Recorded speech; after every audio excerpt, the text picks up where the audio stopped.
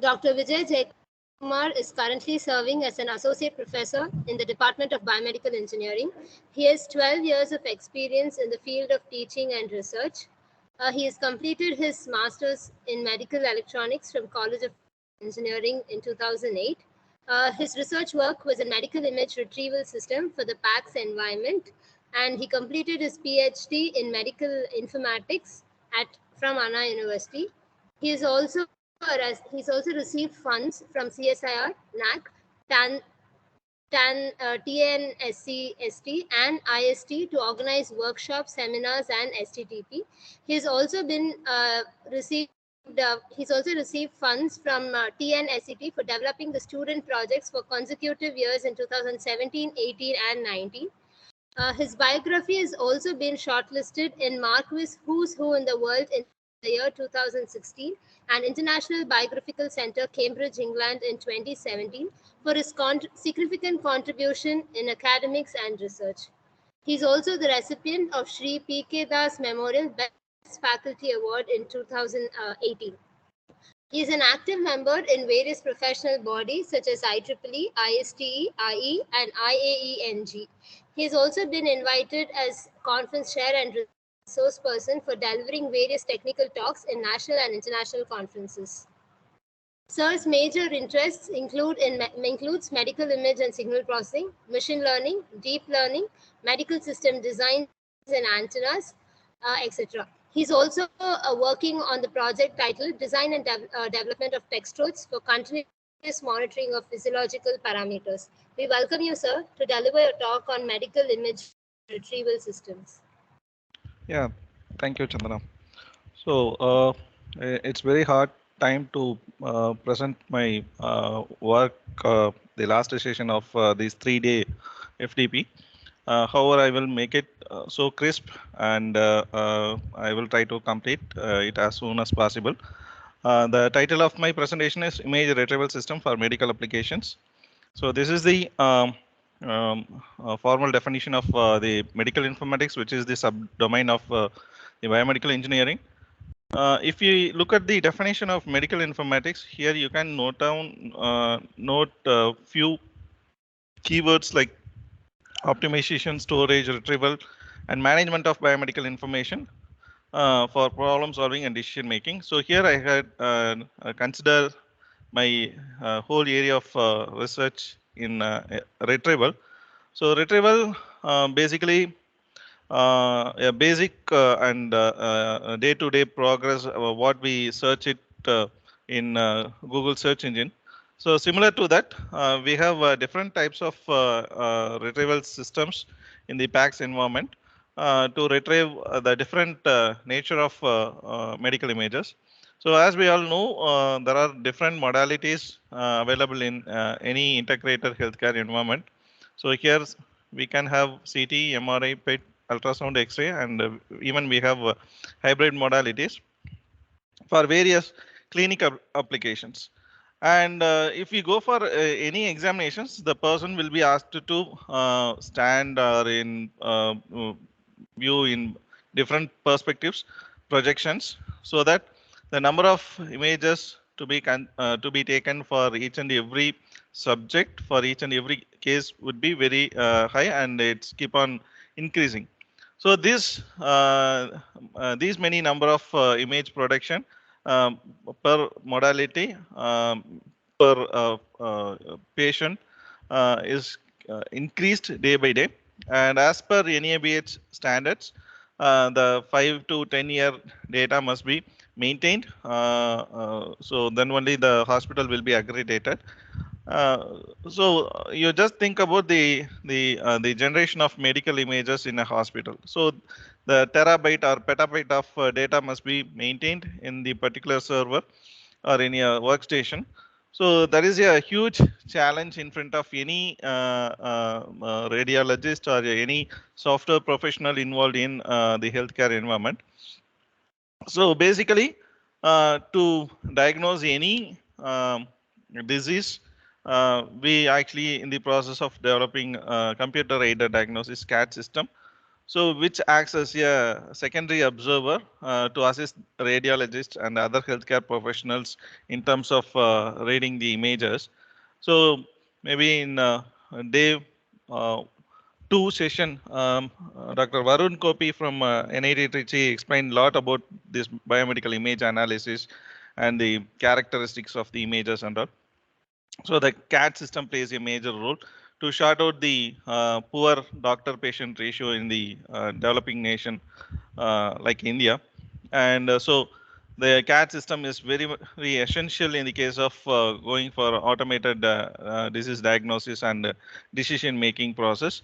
So not only for decision making, it can also be used for various applications related to healthcare, like the image retrieval in medical applications, and even in order to avoid inter and intra operator readings or observations, we can use these CAD systems. And again, this CAD system is a case specific one.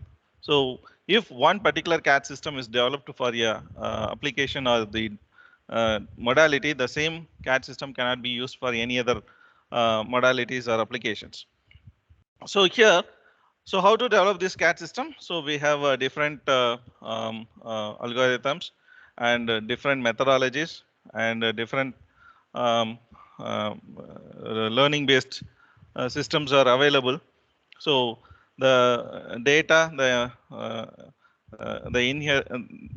extraction of data and knowledge through computational intelligence by adapting so many algorithms, which results into best CAD system. So these are the very familiar algorithms used then and there. So nowadays we are talking about deep learning rather than machine learning. So the evolution of AI has started not in the recent years, whereas it started in 1950s itself. So the AI is the wide version of or the collective space of the machine learning and deep learning, whereas very recently the machine learning and deep learning based approaches are widely used in the case of healthcare applications. So generally, normally if we adapt any learn models, then we need to pre-process the data, and we need to have the different kinds of data, like the training data, testing data, and clinical validation and validation data and all. So before giving all these data into any learning models, then we need to label, or we need to annotate the data. Then only the prediction would be possible. So the major difference between the machine learning and deep learning is in machine learning we just go the step-by-step approach, whereas in the case of deep learning we may skip few steps, like feature extraction, selection, and classification. But nowadays, even in few networks and few models, even the features are defined, and those features only given to the deep learning models nowadays. So to improve the efficiency of the models. So if we consider the machine learning part, machine learning models, so it's, as I said, it's a sequential process and step-by-step process. We need to pre-process the data, and after pre-processing, we should go for selection of region of interest. Once the region of interest is identified, then we can go for feature extraction and selection. And even feature fusion is also applied in few cases. Maybe in one of my work, the feature fusion step has been adapted, and later we can go for some classification. So once the classification is done, then immediately the results need to be given to any clinician for validating the results. So we need some clinical validation as well. So all these stuff were explained by the previous speakers. So I am just skipping all these the definitions and the architectures and the number of layers to be fixed, and how the the hyperparameters, the various hyperparameters of a particular model are to be chosen or not. I am skipping here.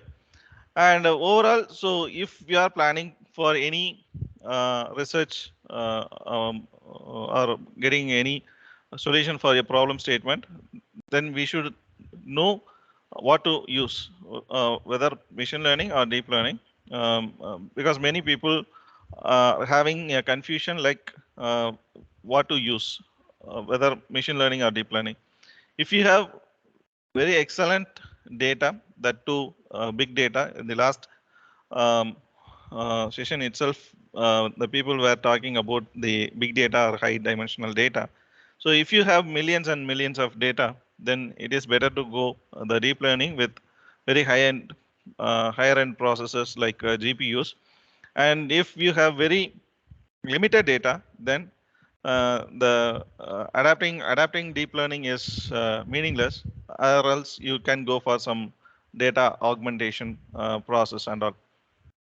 So in order to adapt any deep learning, we need the powerful machine like GPU. And as I said earlier, the feature engineering and feature extraction selection process can be skipped in the case of deep learning. And whereas in the case of execution time, as the data is more and more like millions and millions of data, so the training time period will be very higher. And whereas the neural network needs to compute a significant number of weights between the input layer to hidden layer and hidden layer to output layers and all. And the machine learning is having a sequential process, a step-by-step process, it is easy to interpret, understand. So what is the efficiency or what is the performance metrics of each and every stage? But whereas in the case of deep learning, we cannot interpret the data transformation between or within the model. That is not at all possible. So that's why the deep learning is so-called a black box mechanism. So on the whole, this is the summarization of the summarization between the machine learning and deep learning. So if you have very small data, then you can go for machine learning, and if you have more data, absolutely you can go with no doubt in selecting the deep learning models. And the number of algorithms are many, but nowadays the deep learning models are also proposed by many researchers. So it is also growing. The number of models are also growing in day by day, and the training time is short. And whereas in the case of deep learning, it takes much time to train. So majorly, the task in healthcare can be divided in two. One is a retrieval task, and another one is classification task. So what is retrieval? So once you want to have any useful information from the internet, immediately we will type some keywords in the Google search bar. So that is a text-based information retrieval. Otherwise, we can have one more option called the content-based image retrieval. So in the Google search engine, you can see a camera icon which is available in the Google search bar. So if you click on that camera icon, immediately it will ask you to upload some image. So the CBAR, which focus on the local information within the image. So based on the information available in the image, the information here is like the features available in the image. So with those information only, the relevant data will be retrieved. So this is what the content-based image retrieval. The TBAR is entirely different. So whatever the keywords I'm giving, so based on the keywords, the linguistics, the information would be retrieved. So the same kind of retrieval, many retrieval techniques are available in healthcare. So as far as the retrieval task is concerned, there is no fixed classes. So as I shown you earlier, there are many modalities, many anatomical, many biological components are available. So we cannot restrict the retrieval in one particular class. So as we have many classes, so the training data cannot be fixed actually. So and also it is purely based on the user perspective. So generally the retrieval can be classified into two. One is user perspective and another one is system perspective. So most of the retrieval is happening based on user perspective. So whatever I want or whatever the user's intention, so the retrieval will be happening. But whereas in the case of classification, it is entirely different. So where we can separate the data as training data, testing data, and we can have a specific class. And so based on the class specific parameters, we can go. Sorry, we can go for some classification task. So, so from these two tasks, the retrieval task has been taken for my work. That is medical image retrieval system. So I'm going to represent in two cases. One is role of image retrieval in an integrated healthcare environment using the hybrid retrieval system, that is TBAR and CBAR. So basically, if you consider any hospital, the number of images being generated by or generated and stored in the hospital is keep on increasing, and this is very old data. In 2009 itself, more than 1 lakh images were generated per day. You just think about 10-year data as per NABH standards and guidelines. 10-year data must be preserved. So you just multiply 1 lakh images into 365 into 10. So these many data must be maintained. So it is very toughest task to any radiologist to retrieve the particular image from the repository if the user is expecting. So this is what the PACS environment. So the PACS is actually a picture archives and communication system, whereas many modalities are interconnected, and whatever the images are being acquired by the modalities are just stored in the particular repository through a web server. So this is what I told you. Basically, the retrieval can be information retrieval can be classified majorly as TBAR and CBR, text-based image retrieval and content-based image retrieval. There are positive point and negative merits and demerits in both the cases. Easy to handle, simple algorithms, but whereas in the case of text-based, it takes much time to retrieve the particular content from the internet or the database. So, and also it is linguistic based. As it is linguistic based, so it's majorly working on one particular language, and it is most expensive due to some involvement of the human subject. And it is also a semi-automatic. It's not fully automated. So the people, the researchers, after 1980s, they started developing this CBAR. People slowly converged from TBAR to CBAR, and they started. They wanted to develop the entire retrieval system automated. So they had considered the features of the images like color, shape, texture, and various global features and local features. So here also we have few demerits, limitations in CBR. So as the features are the major component in retrieval, but we cannot fix or we cannot confine the features. So it is all user perspective or based on the literature. We cannot actually fix one particular feature would be useful for the CAD system, but the same feature cannot be used for the remaining CAD based retrieval system. So this is the limitation of CBAR. So what we did, so we just take the advantages of both TBAR and CBAR. So the composite model has been proposed to consider the different modalities and the different anatomical region as well as different pathological based images. And apart from this hybrid, we also have SBR. So whereas SBR stands for the semantic based image retrieval system.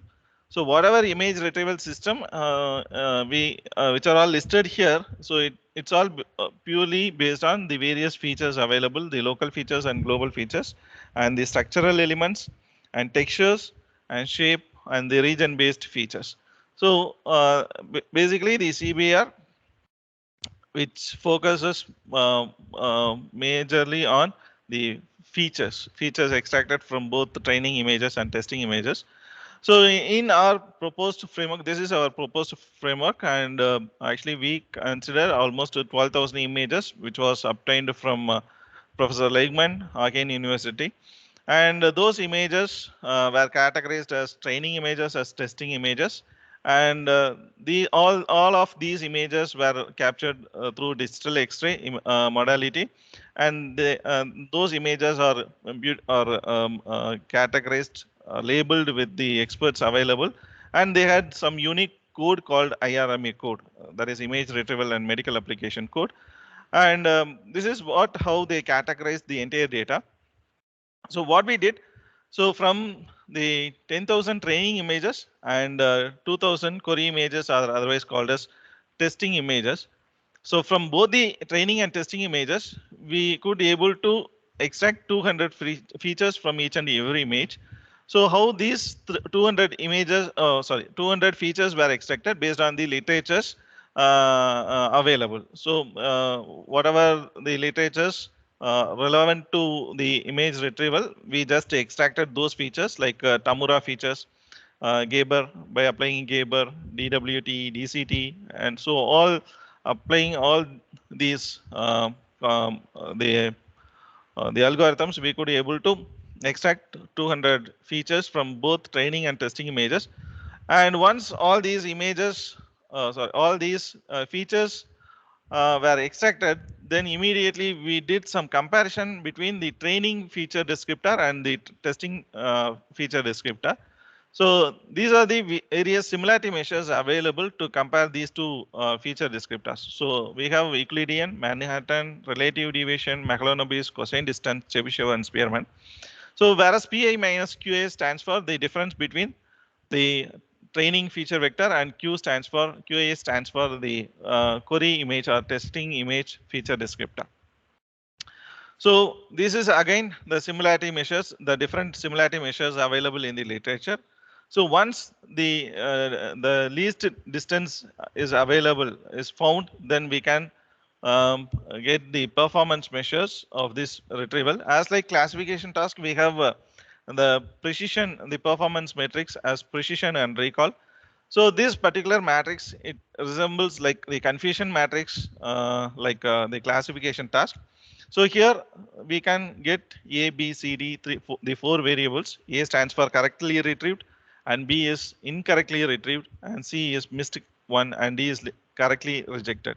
So based on the relevancy of the retrieved objects, the precision and recall can be calculated. Precision is A divided by A plus B, and recall is A divided by A plus C. So this is the actual definition of precision recall, and F score is the product and product of precision recall in numerator and precision summation of precision and recall. So these are the three primary matrices used in retrieval system. So this is about the data description. And these are the few test data and their description is also given here. So where we consider this hand X-ray image as query 1, and the last one as the neck image as query 8. So the description of each and every image are listed here. So this is a simple mechanism. So we haven't used any kind of feature selection or any kind of optimization technique. Simply all 200 images from both testing and training images were extracted. A simple comparison has been taken place between the training and testing images using Spearman, Euclidean, Mahalanobis, and Chebyshev. And for the query image, these are all the retrieved images. So it seems like how the images are retrieved using Google search engine, and the scope size what we fixed is 20. So this is our query image, and you can see this is the object 1, retrieved object 1, 2, 3, and likewise 20 images can be displayed in the particular screen. And the first 4 or 5 images are so relevant to the HIP image, but whereas the 6th and consecutive images are not relevant. So I need to have a relevant images in my scope, the 20. So I need to have a improvement in my algorithm. So for that, so these are the precision recall and F score of the different query images for different the distance measures, and the overall mean average precision are listed here. So mean average precision is like how many number of images, the relevant images are retrieved exactly. So we could able to achieve at maximum of 0.64, that is 64% only we could able to attain. But in the case of other images, the face images could attain only 6%, and in for the case of foot it could attain only 11%, because of in many cases only none of the images were retrieved relevant to the query image. So this pulled down the overall efficiency of the system. So this is what I told you. The CAT system is basically working on the feature extraction. So one particular feature cannot be used for the other case, like the if we consider mammogram. So for mammogram, all 200 features were so prominent in retrieving the relevant images, but whereas in the case of foot and face images, those images were not so proficient or not efficient. So the feature selection is essential actually. So the feature selection can be taken place in three different ways. So one is filter approach, wrapper approach, and embedded approach. So filter approach it doesn't contain any kind of feedback in its path, and whereas wrapper approach, a feedback exists between the generation of your subset and the learning algorithm. But whereas the embedded approach, the feedback is existing between the generation of subset and learning algorithm and performance metrics. So we just chosen this embedded approach, whereas the overall system which will seek the learning algorithm and the performance of the entire system. So based on the these two actions, the subsets will be the best subsets will be generated. So we just chosen the embedded approach, and using embedded approach, actually we utilized the Veka tool, which is a open source software. So we can choose best subsets, or you can use the Veka as a best feature selection tool. So these are the different algorithms what we used: ranker approach, genetic and PCA and all. So using those features, the somewhat the overall performance can be established in a better way, but it is not uniform across the various performance measure similarity measures and the query images. So in few cases it is so low, and in few cases it is so high. So again, there is a problem in it. So what we did, so we just had this ant colony optimization as a optimization technique, because the best part of this ant colony optimization is like it follows constrained satisfaction method and solution construction method, which has some feedback process. So this ant colony optimization technique has been integrated with the relevance feedback mechanism, so which resembles this embedded approach. So the learning algorithm here is the optimization technique what we used, ACO, and the performance can be analyzed using this relevance feedback mechanism. So once the ACO and relevance feedback mechanism are put together, then we could be able to succeed our the overall performance, the mean average precision. So these are the flow. This is the flow chart of the ant quality optimization. So how the best subsets can be generated, and this is actually working purely based on the characteristics of the ants. So we all know ants ants do not have any kind of the eyes. Actually, they follow one by one through their chemical, which is segregated in its tail. The chemical is actually called pheromone. So based on the pheromone, the ants can sense and it can follow one by one. But the particular pheromone is actually evaporating in nature. So so by this way only they can find the nearest path or the shortest path. So this particular ant colony optimization can be used for many applications like routing algorithms or shortest pathway algorithms and traveling salesman problem and all. You might have known all this stuff. So we just modified this particular ant colony optimization, whereas to adapt this relevant feedback mechanism, and the pheromone has been updated. And the relevance in weighted relevance feedback mechanism, immediately for each and every iteration, we will be just calculating what is the rank of the particular image where it is positioned. Because as we are searching few objects from the Google search engine, if we type some keywords, immediately what we will be expecting, some interesting part or the relevant part has to be displayed in the first link, and whatever the unwanted or which is not interested can be appeared in the next page or in the least one. So the order of the links which are all interest to the user perspective is playing a major role. So by considering that kind, we just calculate the rank of the particular image which are all appearing in the scope. So that particular rank has been considered, and which is just integrated with this ant colony optimization. So from the after adapting ACO and relevance feedback mechanism for each and every query image and the distance measure, we could able to get some increment in the precision levels for the number of returned images. So this is about the CBR part, and as I said earlier, our framework which contains both CBR and TBR.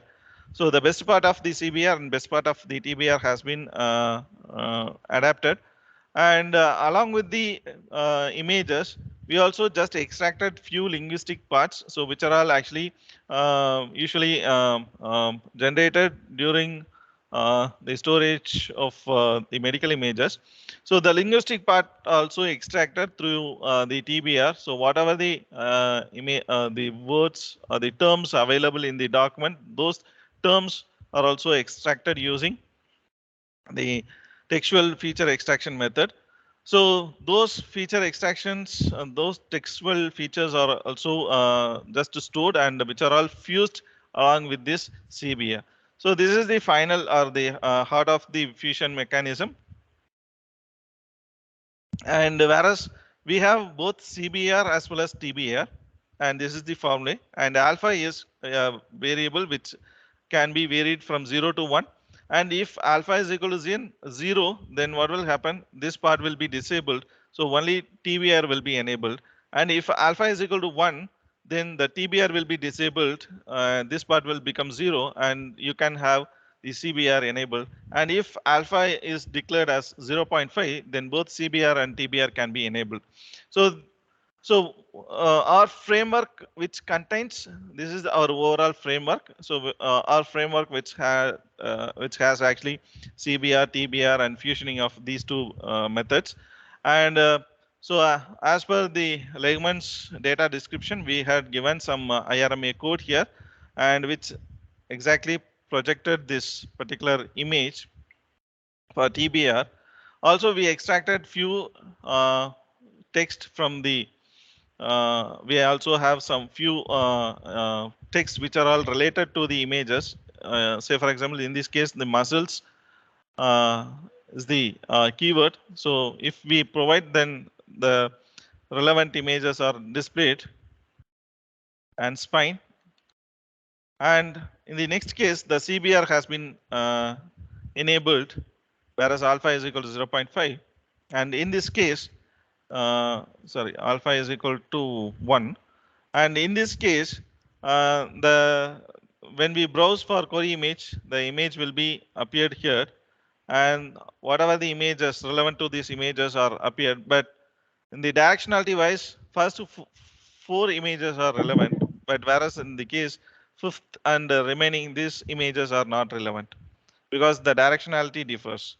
So from the radiologist perspective, the images should be more relevant in terms of anatomy, modality, and its directionality, pathology, and everything. So these are irrelevant images. So what we had concluded, so by typing sagittal lift and also including this content, this particular image, so fusioning of these two components, whereas gave us the exact image, except the last one. So even the ranking of the images are also done here. So whereas all the relevant images are sequentially ordered, so no one is appeared in the initial stage itself. And even the pelvic and the pelvic images are given. So all pelvic images are available here. So on the whole, so using TBR for the same query images and the text, we could be able to attain 80% of the images. But whereas for the case of CBR, we could be able to get 85 to 90%. And fusioning these two images, we could be able to get 94.81%. So what is the specialty of this particular work is, so most of the researchers are developing the CBAR only for one particular modality, not for heterogeneous data set, and or even for one particular modality.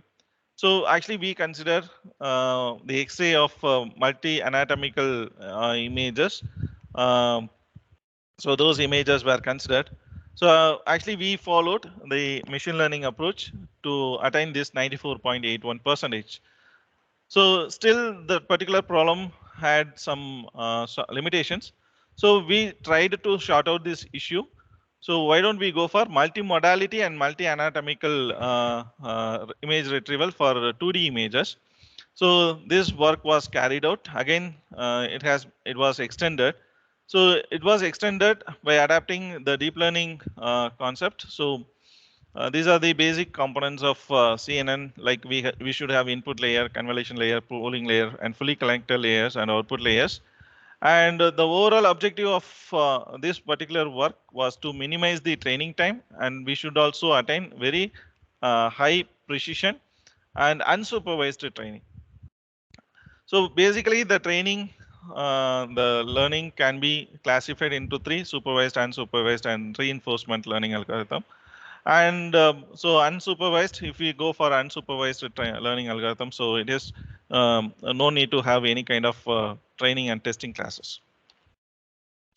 So it was implemented using the Python, and whereas we had the GPU NVIDIA GeForce GTX 1060, and initially we tried with the lightweight models like LeNet, AlexNet, and later we just extended this work using ResNet 50, and also we just have this ResNet plus autoencoder. We called it as ResCoder. So whatever networks you adapt with autoencoder, then the supervised model will become unsupervised model. So the overall database has been increased from 12,000 images to 49,000 images with 15 classes. And for each and every category, we had 10 images from each class. And to make so compatible with the existing models like AlexNet and LeNet, so the size of each and image, every images were resized to 224 cross 224. So these are the different images which are all obtained from the databases available, and by producing the copyrights, we actually got all these images. So we have multi-anatomical and multi-modality 2D images, 15 classes. So we had this LeNet, 3 convolution layer, and AlexNet. So we have 5 convolution layers and 3 fully connected layers with pooling layers and relay activation function. And we also have this kind of network optimizers in order to tune the hyperparameters. So SGD, ADA, GRAD, and ADAM optimizers. But finally, the ADAM optimizer gave us best results out of these 3. And so based on the performance measures, the Euclidean, Mahalanobis, Spearman, and many similarity measures, the Euclidean performed very well. So we had this Euclidean distance. Um, before the classification layer, which is connected with the and here again we have the same performance metrics, precision, recall, and F-score, MAP, and also we calculated the retrieval time. And so we categorized, so LeNet and XNet, we followed the supervised learning algorithm. So we tried different optimizers like SGD, AdaGrid, and ADAM. And we also calculated what is validation accuracy, validation loss. And we slowly improved the epochs from 100, 500, and 1000. And before, when the epoch was fixed as 100 for different optimizers, whereas the validation accuracy was 98.82, and while using ADAM optimizer at the rate of 68 epochs with the less validation loss. And so again, we slowly increase the epochs, number of epochs from, as I said, 500,000. So the 68 is the best part with 98.82 validation accuracy and training duration of 406. So these are the once the model is trained, then while giving the query image, so all the images are appeared, the relevant images are appeared. But whereas in the case of liver CT, it's different. And even in the case of chest X-ray, none of the images are so relevant. So again, we took the AlexNet and we did the same training part. And so for mammogram, we got all mammogram images, and even for chest CT. So along with the chest CT, some other OCT images were also displayed. And for skin derma, it's a mix of images were retrieved. So on the whole, we summarized, we compared this the existing models AlexNet and LeNet, and finally this particular AlexNet part gave us a mean average precision of 86%, whereas the features extracted were 1000 and classification accuracy was 99.29. And training, though it is though the training time was much more higher than LeNet, but the accuracy, the MUP was quite high, and complexity is high. So we just tried the similar kind of work with other networks, as I told, the ResNet and fusioning of the ResNet with autoencoder. We got the unsupervised rescoder method.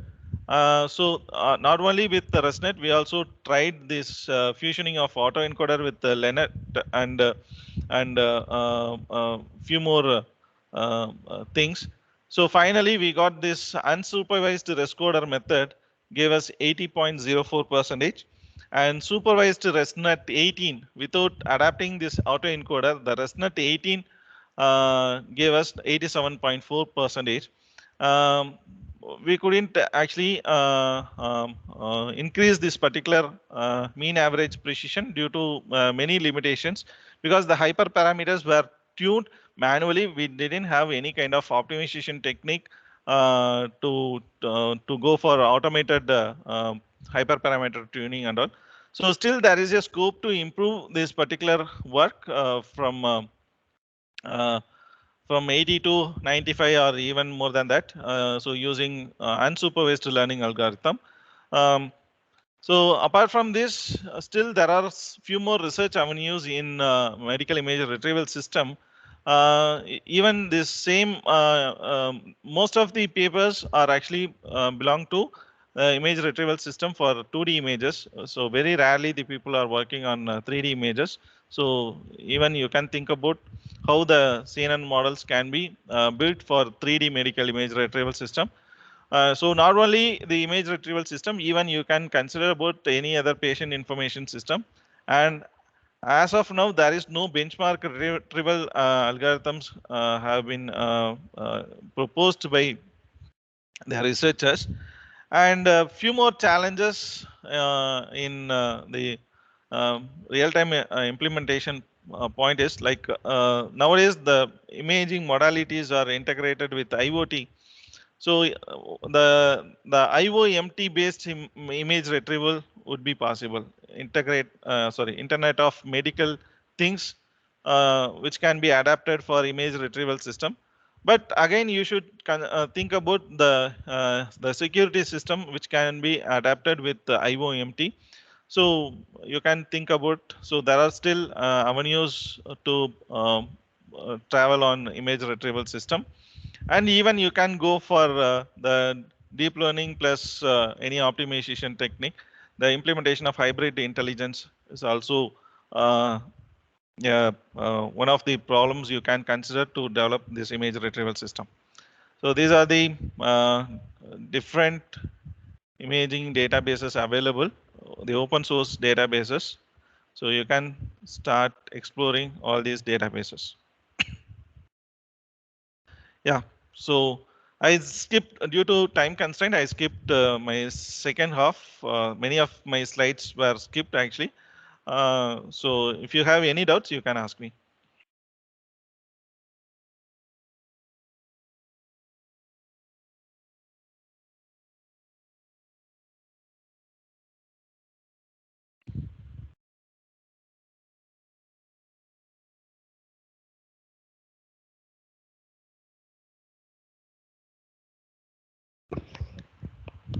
Hello.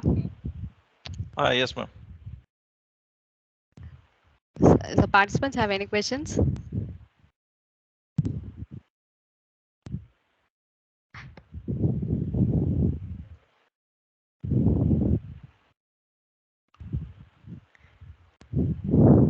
I don't think they have.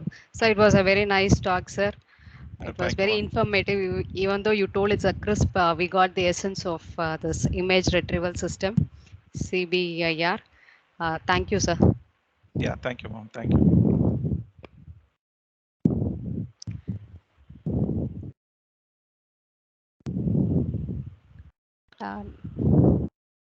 So yeah, so almost we come to the end. So I thank the participants who are participating through online and as well as offline mode.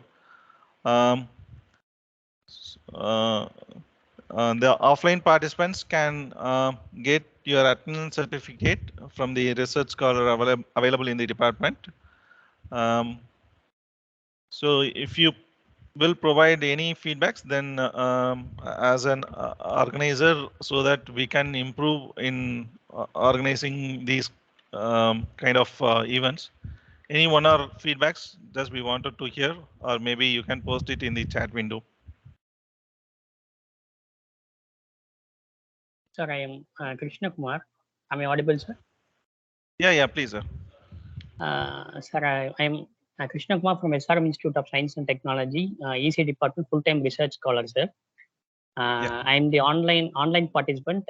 In spite of our research colloquium, I can't able to view the classes entirely today because I opted this 3 days FTP because of the third day.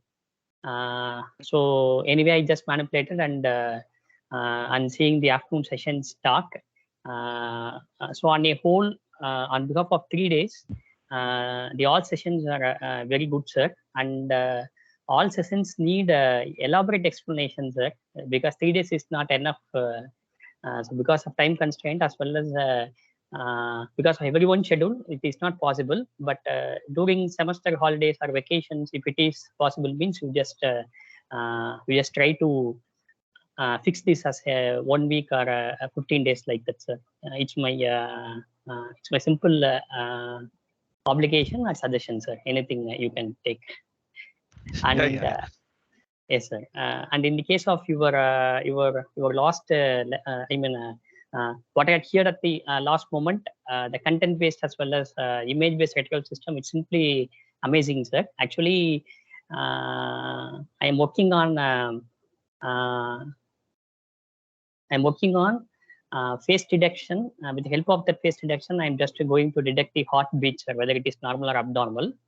It is completely remote because during COVID we are not able to moving. So based on that concept only, I just working on that. I'm just now with the second year. So I am just searching for ideas relevant to my research concept. It is Pakka, sir, what you had explained.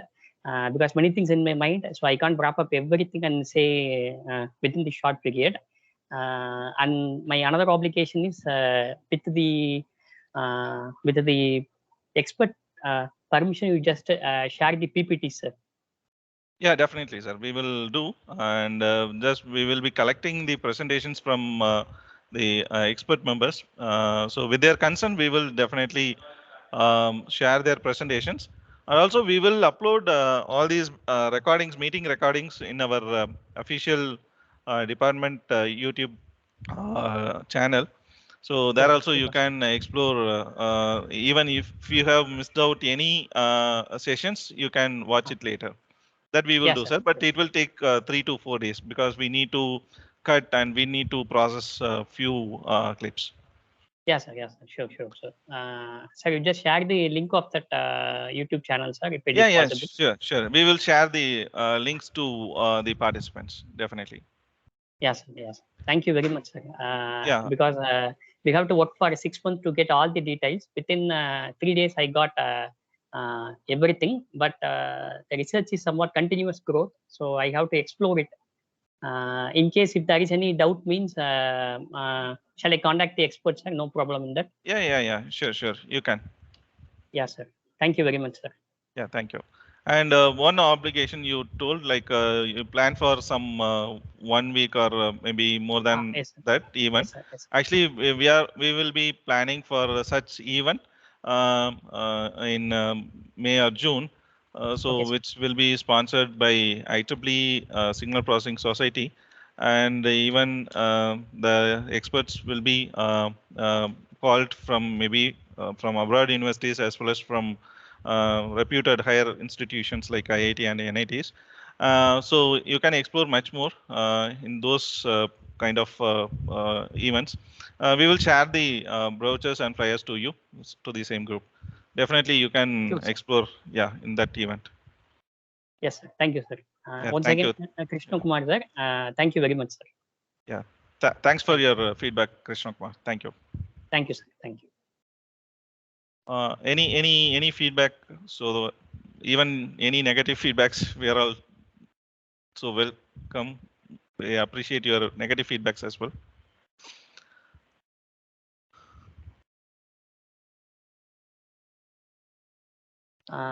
Sir, it is not negative feedback. Sir, Krishna Kumar, sir. Yeah. Sir, actually, during the previous talk, Professor having turned on the slideshow, so I'm just taking a snapshot of the things what was shared during the lecture period. Okay. So if it is not slideshow, means then if you just expand, it means it is immediately blurred. So whatever things we learned could not be retrieved in future. So sure. that is the one, sir. Yes, Okay. sir. So that in is order the to one. sort out all these issues, only actually we are planning to upload the recorded videos in channel. So even you can explore a lot. So I think there will not be any issue. Okay, sir. Okay. Yeah. Thank you, sir.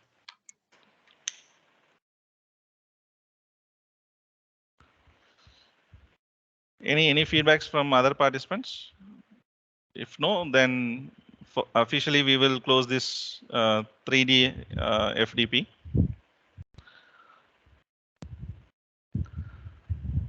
So allow us to send your participation certificates. Maybe another, we will take 2 to 3 days to send your certificates. Please bear with us.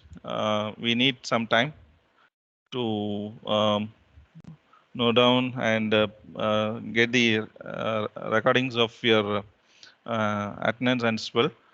So by analyzing all those stuff, we will send the certificates to you. Ramna ma'am, if you have anything, you can say. Dr. Venkateshwaran sir. Sir, actually, sir is not here. Okay, fine.